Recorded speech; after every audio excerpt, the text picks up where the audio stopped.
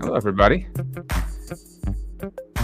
We're just getting used to this lead-in music labeled. It's called "Feeding the Ducks."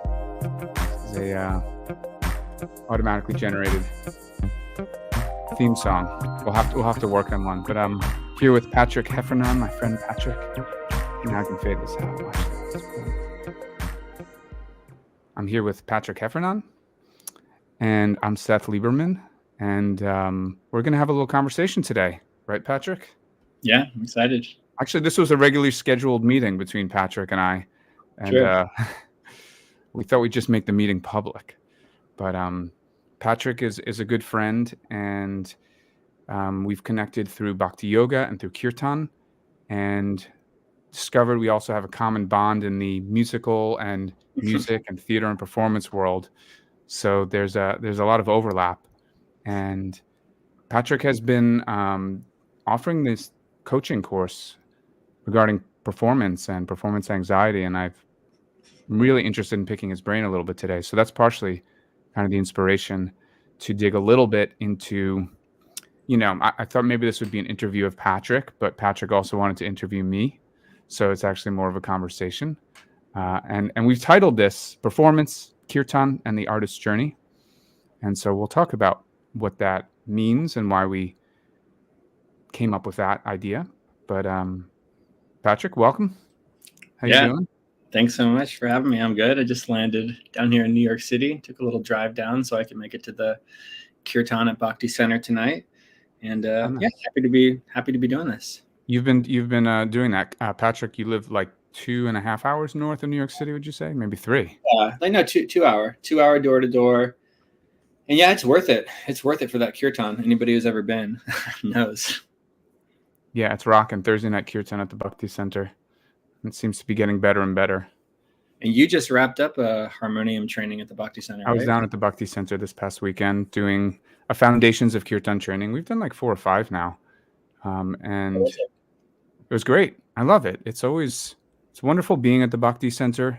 If you haven't been to the Bhakti Center and you're watching and listening, then if you're anywhere near New York City or plan to be, go check out the Bhakti Center on 2nd Avenue in the Lower East Side. They have a beautiful temple, and they have programs there throughout the week, regular temple programs and events, and a lot related to text and Bhakti Yoga philosophy, but also we've been doing Kirtan trainings, and there are other people now doing Kirtan trainings there as well. So I was just down there for that. And then I live 2 hours north of New York City in Kingston, New York, which is, some people will call it North Brooklyn. So there is a connection between Kingston and New York City.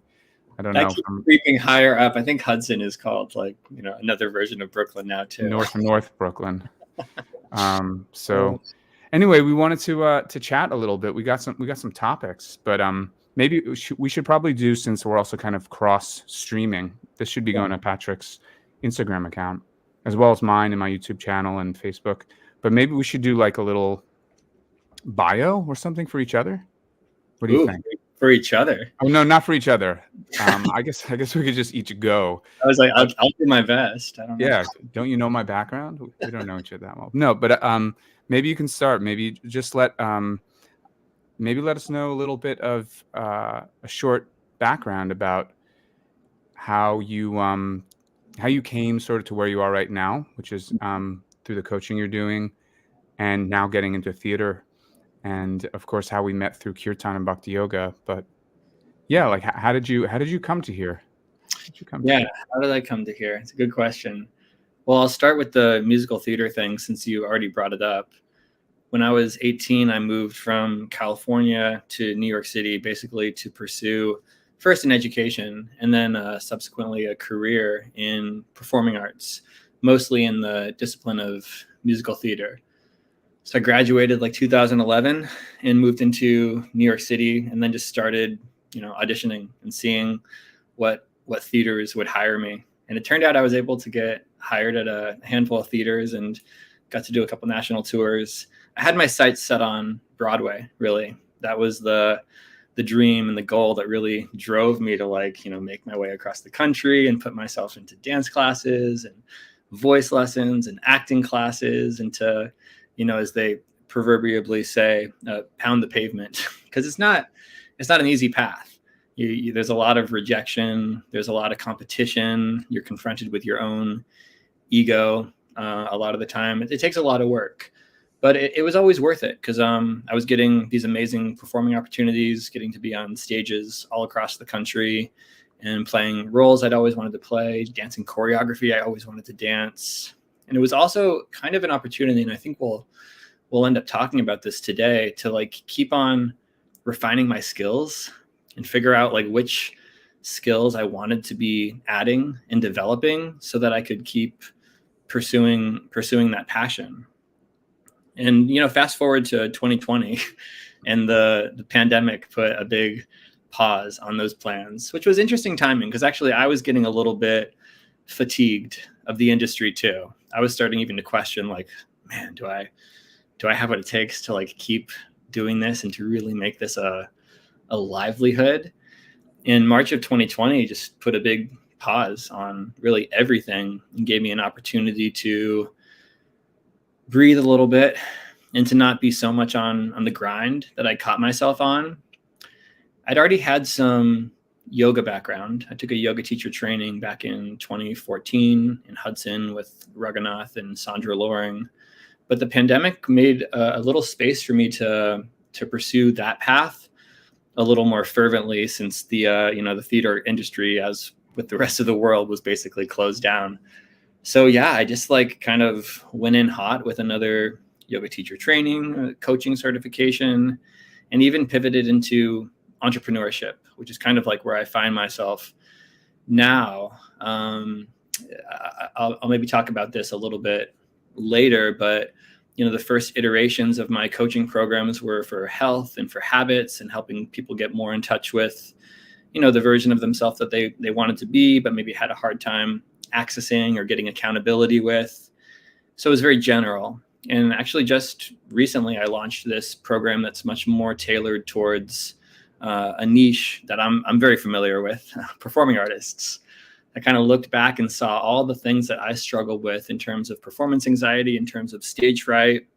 And I'm trying to provide a holistic solution and process for people and tools for people to use to overcome that, because it can be really crippling. You know, performance anxiety, stage fright, it can be so crippling that it actually prevents a person from even stepping out there and putting themselves out in front of others. And the conflict comes up because that person feels that they really want to share the thing that's inside them. So all of a sudden they're like, you know, met with this like, you know, fear of, will it be enough? Is it going to be good enough? And so all of that comes up in the program. But yeah, in terms of how I got to here, that's a kind of a Cliff Notes version of it. Yeah. I want to dig into those points. I'm really actually excited to talk about performance and even just that word.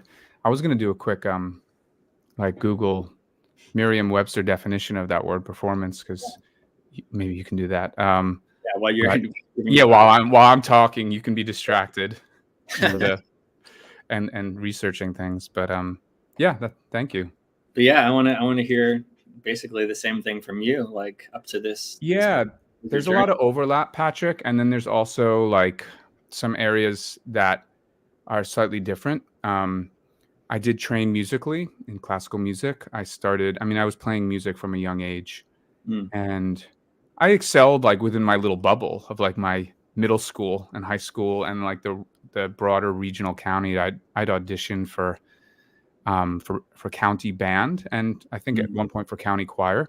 I started as an instrumentalist on clarinet, and then saxophone, and then piano, and then singing. I didn't get until later. I think later in high school. Some people had started middle school, but I started as an instrumentalist and progressed through that and went on to study music in college. It was just like inevitable. I didn't really have anything else I wanted to do. So, but at the same time, I wasn't quite so clear in the direction. Like I had these desires, kind of like you're talking about. It's interesting to be a performer and to play classical music on clarinet. It was like highly specific, very small world.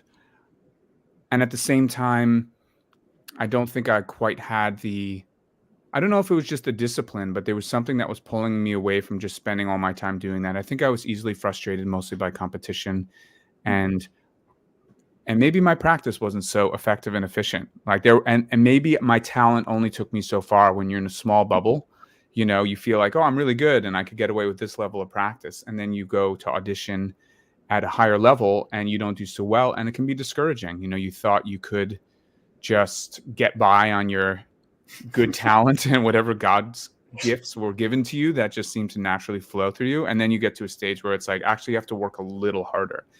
And I think like I worked hard, but I never had the drive to stay in it like at that level. So while you might have had some, were performing and touring, I was performing locally, like in the university, but I wasn't getting much outside that bubble. And I didn't actually start as a performance major. I started as a composition and theory person. So I started studying writing music and just and studying music itself in a Western classical and jazz fashion. So fast forward a little bit, when it came time to graduate, I wasn't really quite clear. I didn't have a performance drive, and I didn't at that time have an education drive. Education was only gearing you towards teaching in like middle schools and elementary school. And the composition wasn't quite working that well. I think I was very blocked. I was also in a university, that has like a sort of scholarly, almost seems like an intellectual approach to creativity. So I was never I didn't feel like I got what I needed to properly express myself creatively in the way that I needed to at the time. So that just was a little bit frustrating. Moved to New York City and eventually studied yoga, did a yoga teacher training, and there discovered Kirtan accidentally. I mean, I didn't know it existed. And again, to fast forward, because that was in 2009, but just to fast forward a little bit further, once I discovered that, one of my teachers suggested that I teach harmonium lessons. I'd never really played before because I had a piano background. And so I started teaching 2009 and was leading some kirtan with friends locally in Brooklyn, New York and New York City. And then eventually over the years, you gave the 2020 year marker, as many people do, I think, when telling their stories these days, because somehow that pandemic did push people either in a certain direction, either dramatically or just more focused. And I just got way more focused specifically on teaching music and teaching harmonium. I had been teaching yoga asana classes for previous 10 years, and I didn't want to do that online. So I just decided to specialize in what actually was my specialty, which is what I studied in school, which was music and music theory and keyboard skills, basically. That's what I teach today. So that's how I got here, and Bhakti Yoga, which is something we haven't really mentioned yet, which is a big part of our lives right now. It's kind of the glue that connects us and is part of our spirituality or spiritual connection. And certainly it's directly what I'm related to when I'm teaching music and harmonium and kirtan. So that's how I got to where I am now, and it's what I'm focusing on. It's been beautiful. Cool. Thank you. Yeah, I hear some overlap there too. And there's a couple things you said that I pinged. I want to circle back to. I did look up perform, and it gives a few different definitions, but I think the most interesting thing is the etymology of it. If you look at that, prefix PER, it comes from just like through, or through, basically. And form is already kind of there for us, that it is something has taken a form, it's taken a structure. The last part of the word is sort of the state of, ANCE. So it's interesting. It's sort of like there's this idea of an iteration of something. I mean, the traditional definitions will say things like to accomplish, to put on, if you will. But I think it really is to give form to something and to sort of be in that state of what's taking form creatively and on stage generally, not literally a stage. But I remember I had an acting teacher once tell me that, theater only takes really 2 or 3 things. One is the performer, one is the stage or the setting that they're performing, and the third is the audience. And actually each of those things has to be there to make it a performance, which I really quite liked. Yeah, cool. Yeah, I want to get into that more. I also just want to acknowledge that there's people live with us too, and I see some people on following on Instagram. So feel free, because we're going to chat for probably another 10, 15 minutes or so. If you want to ask a question related to anything that we're discussing so far, or just leave a comment, you can do so, and I'm reading them. But if you are a performer, or you, one of the kind of themes we were going to talk about was actually performance anxiety. Yeah. That was something that came up, and that's one of the things I know you focus on. So as a performer, do you struggle with that, or do you have any questions? I would love to actually hear about your experience with that and what you teach in the course. But one thing I sort of pinged and just wanted to address up front right now is the title, because and still this word performance, because if you have been spending time in the Kirtan world and you've been going to Kirtans, right? And if anyone who's watching is not so familiar with Kirtan's a practice of congregational, or Sankirtan's a practice of congregational singing and chanting the names of God and Goddess. So we do this in community. We do this with musical instruments. It involves group singing, and it's mantra and prayer and music all together. But the focus of it is the chanting and the meditation practice and the names themselves. So a lot of times you'll hear a big discouragement of this idea of kirtan and performance. Right. So I was even scared to like put this kind of in the same title. I was like wondering if people that are like super into kirtan be like, automatically just have, kirtan's not a performance, We're gonna get canceled. Well, I don't know, but at the same time, I'm it's a lot of it's just semantics, because especially and it's really when you're in a kirtan leadership position, right? And I think maybe what's similar is maybe we just need different words, but someone who is leading kirtan or singing in front of other people might be going through the same things that a performer goes through. Mm-hmm. So you can call it what you like. You can say this is not a performance, which it's not. Kirtan's not a performance, but there is some aspect of if you're in a position of singing or leading that might bring up things like a performance. So that's kind of, from that perspective, what I was curious about, because I know you have some really practical things that you do with your students. And so that was one area I just wanted to spend a little time with. Like, first of all, to just clarify, my view, is not that kirtan's a performance. I don't think Patrick feels that way as well. It's not performative, but in a sense, you are doing something, and like that might trigger certain anxiety or fear or behaviors or things where, because it is about expression to some degree, you're expressing your love for God, you're expressing your voice and you're singing. There might be things that get in the way of you being able to do that, like you said in the beginning of this conversation. So yeah. I wanted to maybe get a few practical tips from you about what you teach in your courses about performing, and are there a few like simple things that you think would help someone who is feeling inhibited somehow, whether it's leading kirtan or singing, or even just any other type of performance, if it's an actual performance, theater, music, whatever that might be. Yeah. We were just talking about this on a call I was leading the other day, that I have this theory that, our body, it doesn't really know if we are on stage at the Grammys, in a Broadway theater, if we're in a yoga studio, if we're in the presence of a revered Swami or like other great souls. The body actually doesn't really know the difference. And so some things that will happen is like you'll see a similarity in ways in which the body responds with anxiety, stress, nervous system, arousal, if you will. And so a lot of the work that I do with people is kind of, balancing out the story that's going on in the mind with the story that's playing out in the body. I think kirtan actually does give us this really, really beautiful opportunity to be humble in front of God and in front of our community, because we are being asked to sort of step into a greater version of ourselves. Even just, we're not speaking, we're singing.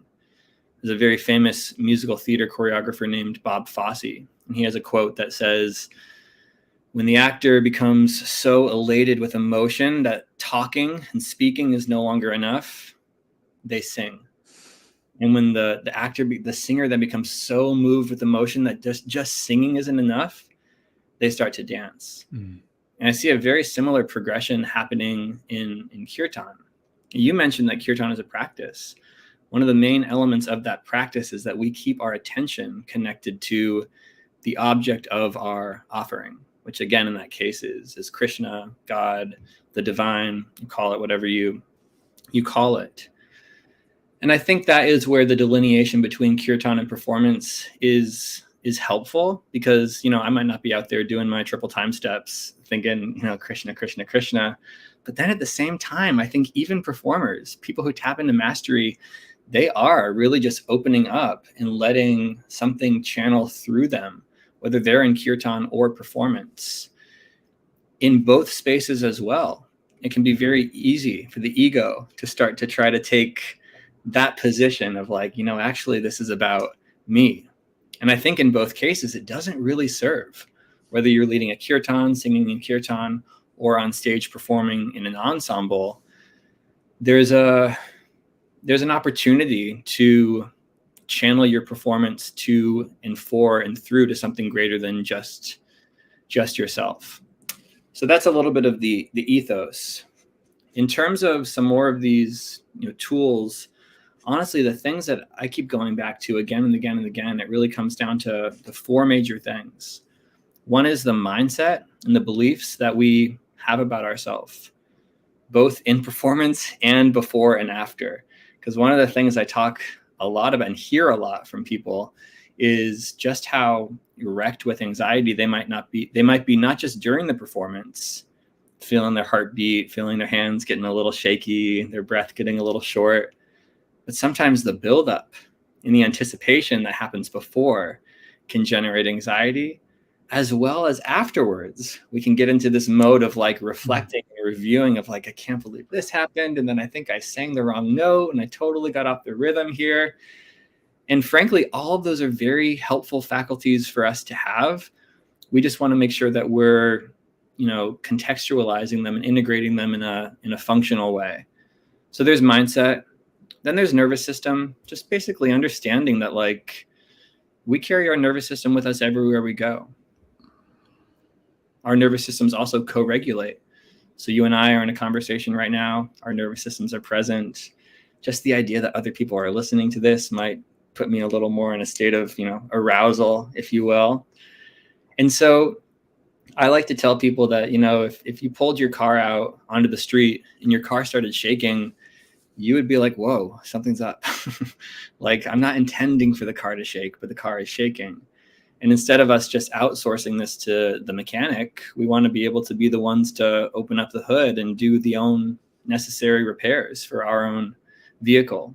And one of the most effective ways I've found to do that is through the nervous system. And then there's just two more, and I'll pause after that. But the third one is a pillar of understanding that we all have a shadow. We all have a shadow side. There's some things that have been, pushed off into our unconscious, things that were told to us a long time ago when we were first learning the skill that we take out onto the stage from teachers or family or parents or siblings. And that shadow actually, it wants a place at the table.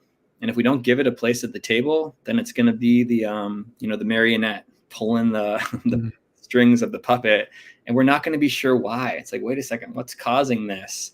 So when we just take the light of our consciousness and lovingly explore that shadow side a little more, it already starts us out on that journey of understanding as to why we're having the response that we're having. And then the last and arguably most important part of the process is that we find opportunities to continually take the stage. We find opportunities to continually and regularly and repetitively put ourselves out there and do the thing that we love to do, but also try the skills that we're developing and make those skills an offering to the people that are listening. It's such a beautiful thing to be able. I'll end with this actually. My grandparents supported me a lot coming up through college. They supported my career as an artist, which not everybody gets support like that when they take a path into the arts. And whenever I came home, they wanted me to sing. And my default reaction was like, no, I sing for a living. And it took me like a few years to be like, that will make them so happy if I just sing a song for them right now. So I had to put my ego aside, and just whatever I felt like singing, they were happy to hear it. And so our performing, as is our teaching, you were mentioning teaching earlier, really is an opportunity for service. So we want to make sure that we're able to do it as sustainably and healthfully and effectively and fully as possible. Beautiful. 4 pillars. 4-pillar process. Yeah, it's the easiest way to remember it, I think. Oh, that's great. Thanks for sharing those. Yeah. I'm curious to hear from you. Like, I mean, I have a lot of respect for you as a teacher, as well as a musician and a performer. I would imagine that you have things that you're already doing to prepare for performance, to regulate yourself. I mean, what comes to mind for you when I say that? Well, I guess in this case, we're going to have to equate performance with me like going to lead a kirtan, because that's really what I'm doing these days. I'm not, and I guess we can divorce that word performance from just in case anyone's out there saying it's not a performance, and they're shutting off and they turn off the video. But because it's so similar to, experiences I had, when I was performing, I was playing clarinet and I was playing like classical music. And I remember, like, I was a decent performer. I wasn't, I don't think I was an incredible performer, but I was able to always get the job done. Like no one would ever watch and think like, oh my God, you were so nervous, like I would never get that feedback afterwards. But at the same time, I sometimes felt very disconnected from what I was actually doing sometimes. And I think one of the things that has just helped over the years was really just starting a yoga practice, just a yoga asana practice, and doing meditation and mindfulness. It really got me back into my body. You're asking about preparing. I'm just speaking, I guess, generally about my journey, because I did have a lot of anxiety, and I still do at times when I'm singing for people, in front of people. But there's many different places I think you can intercept that cycle. And you talked about it in terms of the mind and the nervous system. Those are places that are really helpful, actually. But just like you're through meditation, through how you take care of your body, like you're an instrument. So I look at it like that a lot of the times. I can't always control what thoughts are going to come into my head. I might be nervous. But as I'm preparing for something, I'm going to take care of my body as best I can. I'm going to notice if I'm holding a lot of tension. I'm going to breathe, there's simple things I do, like taking showers, doing oil massage, neti pot, breathing. So just taking, so much is in the preparation, I think. So much is in the preparation, because in the time where you're sharing, leading, facilitating even, it doesn't have to be kirtan, it could be anything else. A lot of what's happening in the moment is catching up from where you just came from. Yeah. If I drink like 3 cups of coffee and then go do kirtan, I don't really drink coffee that much, but that's going to affect like what's happening in the present moment. No matter how present I am, no matter how tuned in I am to my nervous system and to my breath and to the people I'm with. So preparation for me, is often just about really taking care of myself to give myself the best possible conditions for the best outcome. So that part of the preparation is just it's purely what's going on in my body. Like, this is an instrument. It would be like if I was like, I'm going to play a guitar concerto and I'm not going to tune the strings, and I'm not going to properly humidify the room. It's really dried out. There's actually a broken part of the fretboard's broken, so there's some notes I can't play. Like, you wouldn't do that if you were going to be playing that instrument in front of people. So this is the instrument of the voice. So as much as I can do in the physical level, that helps. Mentally, I mean, that's a whole nother thing as well.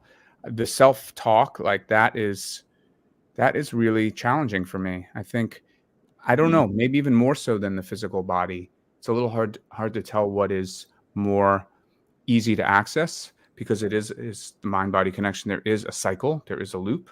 So I think you can intersect it in many different ways. You can intersect it just on this physical level, through the nervous system, through the physical body, through the breath. You can intersect it on the mind, and both are effective.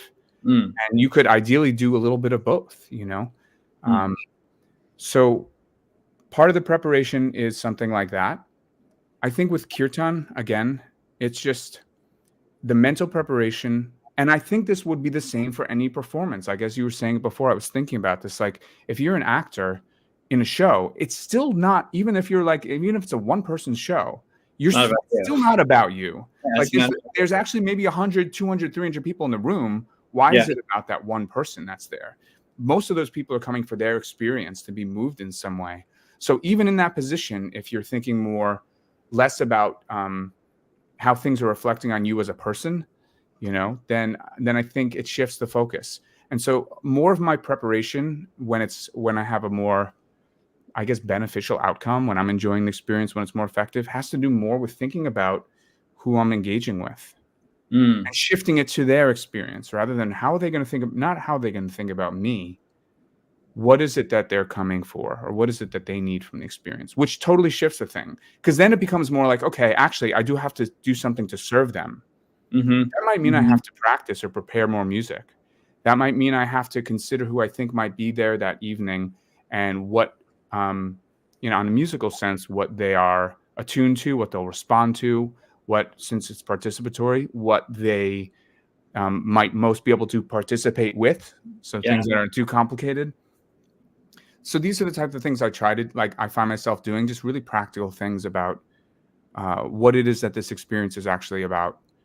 And when I do sit down, listen, I'm not an expert. I don't even know that, like, I'm not some like shining example of someone who is a performer or even leads kirtan.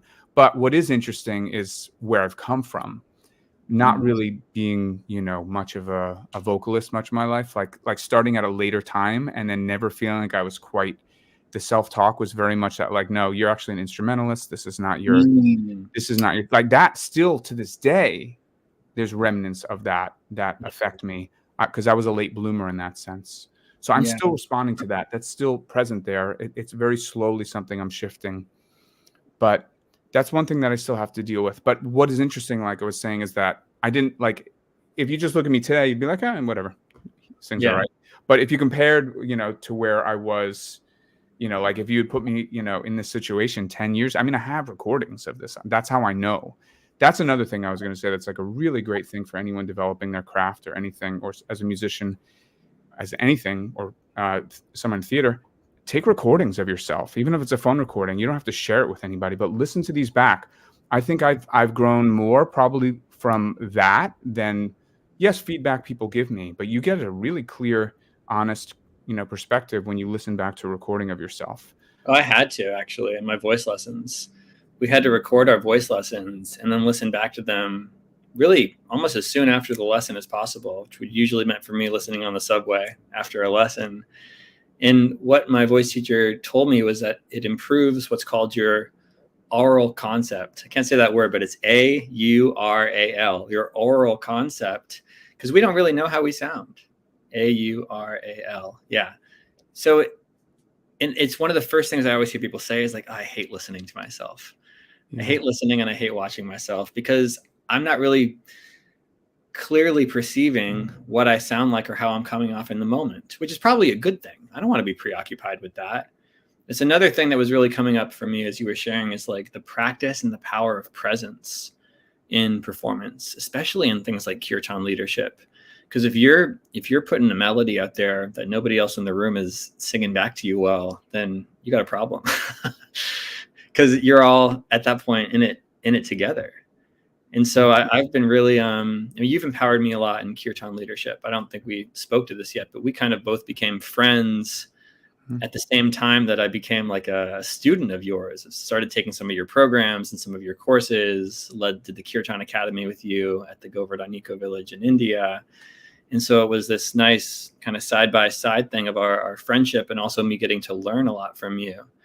And the power of presence, both in performance and in kirtan, is just like really another thing that I think in both cases it does boil down to.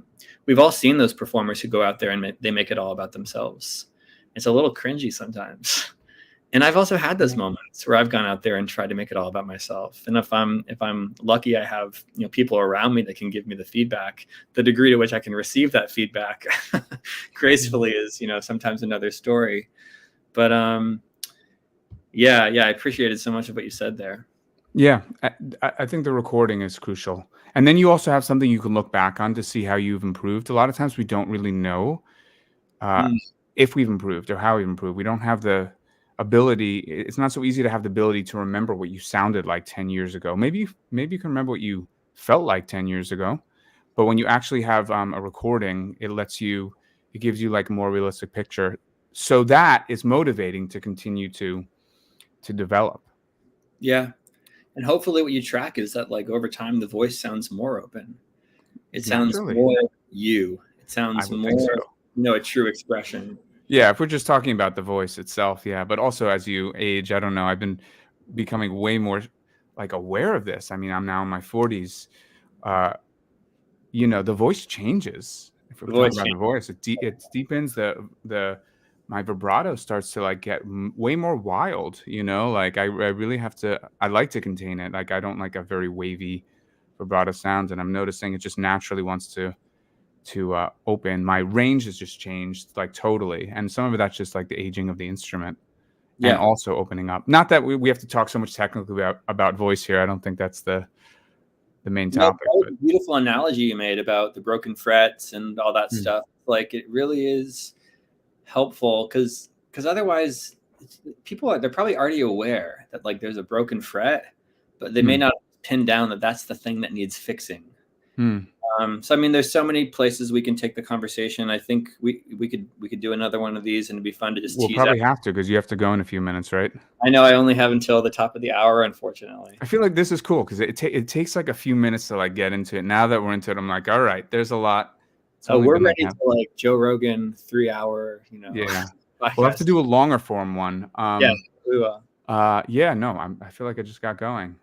That's the other thing I find also, like, very often, like even preparing for this or performance, I feel like the initial beginning of things is often where you might find the most as you're settling into the experience. And for me, once I've relaxed into it a little bit, I tend to open up and ease up. And it's a process. It's a process. And the more that you can put people in your, around you who are in your corner and rooting for you.